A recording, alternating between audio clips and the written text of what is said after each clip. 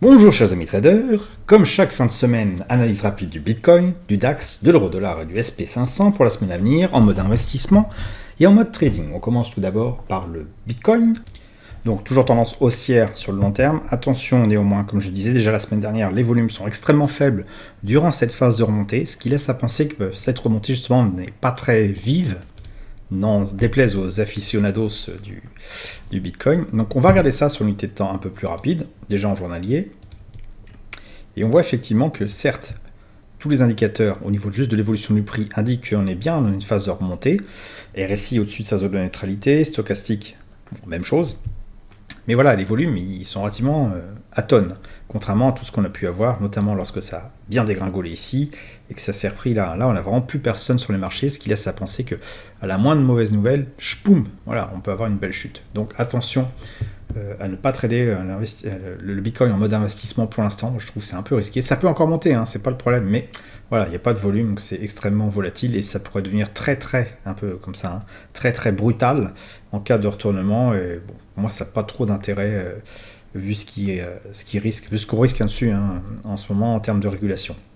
Sur les unités de temps un peu plus courtes, on voit que ça stagne, il ne se passe rien.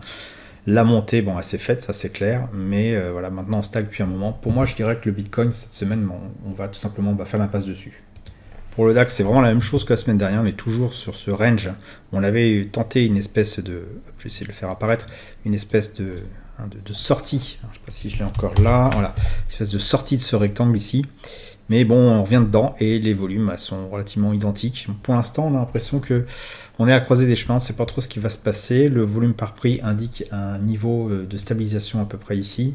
Voilà. Et on est un peu au-dessus, il est probable qu'on revienne le tatiller un petit peu, le toucher, voir ce qui se passe après. Sur le long terme, bon, c'est clair que c'est haussier, mais voilà, on sent qu'il n'y a pas de réel momentum derrière. Entrer en position en ce moment, c'est peut-être pas indiqué. Sortir de position, c'est vous qui voyez, c'est tout à fait envisageable. Maintenant, il n'y a aucun signe d'affolement ou de crack à l'horizon pour l'instant, qu'il n'y a pas lieu non plus de paniquer. Si on regarde son unité de temps plus rapide dans le journalier, voilà, on retrouve ce range. Comme la semaine dernière, il ne se passe vraiment pas grand-chose. Et donc, voilà, vous imaginez bien que dans une unité de temps plus rapide, on va pas avoir grand-chose d'autre. Si ce n'est si vraiment on veut jouer le ranging, c'est de passer voilà, peut-être sur un rectangle comme ça, où là les volumes, délimités par des endroits où les volumes sont relativement faibles ici, un volume par prix, on va avoir des allers-retours finalement entre à chaque fois voilà, chaque extrémité du rectangle et puis une zone médiane correspondant à peu près voilà, à cette zone de ce qu'on appelle le POC, le point où il y a plus d'échanges. Voilà, on va pouvoir potentiellement, peut-être dans une unité 15 minutes, voilà, dès qu'on est en haut, guetter un mouvement de retournement pour rejoindre le point central, et dès qu'on est en bas, même chose, guetter un mouvement de retournement pour aller vers le point central. Voilà, c'est ce qu'on appelle fader, hein, c'est tout simplement aller un peu en mode contrarien. Mais on ne pourra pas faire grand-chose d'autre, je pense, sur la semaine à venir. D'autant que sur les news à venir, hein, la semaine prochaine, on a comme une décision sur les taux, la BCE la semaine prochaine, hein, notamment jeudi. Donc bon, on va se méfier. Un indice harmonisé des prix à la consommation, l'IPC, donc caractéristique de l'inflation, qui donne un peu l'état de santé aussi de notre économie, vendredi. Donc voilà, il n'y a pas forcément... Il y a des risques quand même à trader hein, ces jours-là, et pour l'instant on sent vraiment qu'on est en range, peut-être en attente de ces événements-là, ou d'autres choses tout simplement.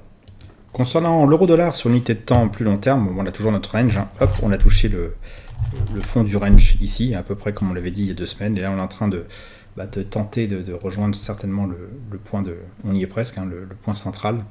Donc a priori, si je vois, en fait on est dessus, quoi. Voilà, c'est ça le point central, il est pas au centre, mais c'est là où il y a le plus d'échanges. Et donc on a un creux ici, voilà, et on a tendance à jouer autour de ce point central. Donc pour l'instant, je dirais, en mode investissement, pas grand chose à dire. Sur les unités de temps plus courtes, forcément, on va voir des choses plus intéressantes, des allers-retours hein, entre le fameux point central dont je parlais et puis les extrémités, plutôt les extrémités de point central. On voit qu'on a deux zones intéressantes. Ici, hein, qui correspond au point où il y a le plus d'échanges, on le voit sur le volume par prix ici, donc l'autre trait que je viens de tracer. Et on a l'impression que le prix s'amuse à aller d'un extrême à l'autre. Une espèce de billard à 3 bandes. Donc quand on est sur les zones où il y a le moins de volume par prix, hein, ici on voit il y en a très peu, il y en a moins ici, il y en a très peu là. Et bien, quand on est en bas, on a tendance à rejoindre effectivement cette première zone d'échange maximisée. Et lorsqu'on est en haut, on a tendance à rejoindre cette zone-là de transfert maximisé. Et entre les deux, c'est pas très clair. Donc ici on a un point, je dirais, de répulsion. quand les prix sont dessus, on a tendance à repartir, c'est le cas ici. Tout simplement parce qu'il y a peu d'échanges. Quand on arrive ici, hop, on repart vers le haut. Évidemment, si on va trop vite, on est attiré par l'autre planète. On va considérer que ça, c'est une planète, voilà. Et quand on est autour de cette planète, on orbite autour. Mais si on va un peu trop vite, pouf, on va se mettre à orbiter sur l'autre. On peut voir ça comme ça. C'est pas forcément des marchés super simples à trader. Ici, par exemple, on avait peut-être un point d'entrée intéressant à l'achat, puis sortir là. Maintenant qu'on est arrivé sur la zone où il y a eu le maximum d'échanges, on est bien normal de savoir ce qui va se passer. Donc je dirais pour l'instant, et au vu des news qu'on a vu à venir donc la semaine prochaine, notamment aussi dès mardi, produit intérieur brut, je pense qu'on va pas pouvoir faire grand-chose de très propre, que ce soit en long terme ou en court terme, sur l'euro-dollar. Sur le SP500, toujours en hausse, on pourra constater quelque chose de relativement intéressant lorsqu'on a des baisses. On voit que les volumes sont pas forcément très importants. Ici, on a une baisse. Les volumes sont plus importants. Ici, on a une baisse. On voit que les volumes ont été importants, mais finalement, ça a tenu. La reprise après cette baisse à la hausse, ici, s'est faite avec un volume d'échange plus faible. Ici, on voit que la taille des bougies commence à faiblir. Ici, on voit qu'il y a eu un petit pic et un rejet, comme si le prix avait baissé et a été finalement rejeté. Donc, il y a encore du potentiel acheteur. C'était le cas ici aussi. On a des volumes assez importants pour finalement un prix qui fait un peu du surplace. Je dirais qu'on commence à avoir les signes de faiblesse de ce mouvement qui dure quand même depuis presque le mois d'avril de l'année dernière. On commence à avoir des faiblesses, des volumes qui baissent dans les hausses, des petits tentatives de pic, toujours du monde qui est là pour relancer la machine, mais on sent que on commence à avoir moins de volatilité et c'est peut-être le moment de commencer à envisager de prendre ses profits sur le SP500 si vous êtes déjà positionné. En tout cas, c'est pas forcément le meilleur moment pour rentrer en position. Concernant une unité de temps un poil plus rapide, on retrouve ce que je disais, une stagnation qui est ici, des volumes qui se maintiennent durant cette stagnation. On voit qu'ici, pendant la phase de remontada, la dernière, les volumes ont baissé. Je dirais qu'on est peut-être dans une phase de distribution potentielle, c'est-à-dire que tous les acheteurs sont en train de tenter de refourguer leurs titres aux autres acheteurs. Donc ils étaient acheteurs, maintenant ils sont vendeurs pour se séparer de leurs titres. Donc les volumes, ils augmentent en conséquence, et le prix ne bouge pas, simplement parce que pour l'instant il y a encore des acheteurs, mais il y a quand même beaucoup de vendeurs, et la hausse de volume indique justement que potentiellement, les gens qui sont entrés en position sont tout simplement à l'achat, sont tout simplement en train de sortir. Et c'est pour ça que malgré la tendance qui semble haussière, on a un prix qui stagne. Ça peut continuer par la suite, on l'a eu par le passé plusieurs fois, mais par le passé, on voyait que les volumes étaient plus importants, et que quand il y avait une baisse, la reprise qui suivait derrière était un peu plus péchue. Ici, on voit que le moteur est en train de caler quand même. Alors avec tout ça, en unité de temps plus rapide, je pense qu'on va pas pouvoir faire grand chose parce qu'on voit que l'amplitude est relativement faible. Et donc si on passe en 1 heure, on aura peut-être une espèce de mini range, pas super exploitable, vraiment en intraday, voire scalping. Parce que on a quelque chose comme ça, On a un range qui est en train de se dessiner comme ça, une zone médiane où il y a le plus d'échanges qui apparaît à peu près là, on va dire, là où il y a le plus de volume, c'est pas très clair.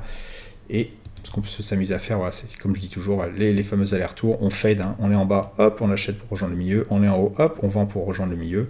On fait joujou à ça, plus ou moins avec plus ou moins de succès, puisqu'on va pas toucher pile la zone.